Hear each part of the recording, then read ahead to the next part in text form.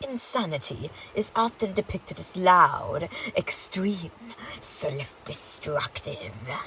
But sometimes insanity can be scarily quiet. Richard Connell uses tone darkly, yet homely, mood harrowly, yet gleefully. Conflict violently, yet calm as can be, to show Zurof's quiet insanity. The tone is shown to be dark, yet quieter. When at first Zurof treats Rainsford like his brother, he made his servant Ivan lower his gun, or else he wouldn't have any fun. He says, "Follow Ivan, if you please, Mr. Rainsford. I was about to have dinner when you came. I'll wait for you. You'll find that my clothes will fit you, I think." Zurof's kind words and his pleasant heart comes as a startle when they were apart, for Rainsford had expected a strong, rude brute, not a kind hunter with a servant who happens to be mute. However, like many things, this has eventually changed. The kind words to torture of the hunted's brain. For not only had Zurof hunted animals of the land, he had also hunted humans by his insane hand. When he is startled by the fall of a terrible trap, instead of a scream, the words, a gleeful rap. "Let me congratulate you. Not many men know how to make a Malay man catcher. You are proving interesting, Mr. Rainsford."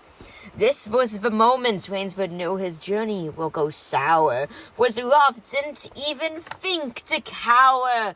Perhaps call him smart, or bright, or same. This truly shows he is quietly insane. The mood is shown to be dark, yet empowering. When at first, Rainsford is in a forest that is mightily towering. When at last Rainsford found civilization, soon he'd have discovered a terrible realization. He grew empowered when he slept in Zurof's home, when Zurof's voice had a gleeful tone. The mood was great, as if Rainsford met a winner. Yet soon he'd realize over a dinner.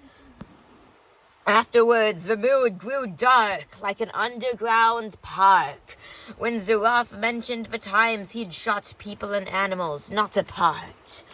Rainsford's mind spun and spun with the knowledge of knowing that such a great hunter had been a better murderer. "I have electricity. We try to be civilized here," Zurof stated while growing so near. "Civilized, and you shoot men down?" states Rainsford with the greatest of frowns.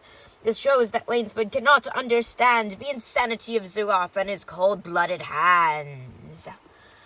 The conflict is shown to be dark, yet intelligent, as Zurof hunts humans while acting as a gent.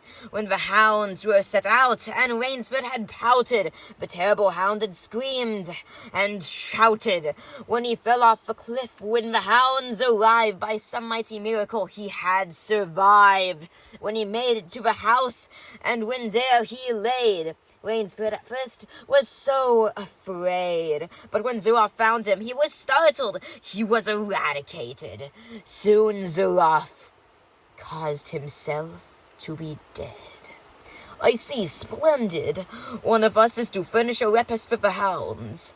The other will sleep in this very excellent bed," said Zurof, who would soon be dead.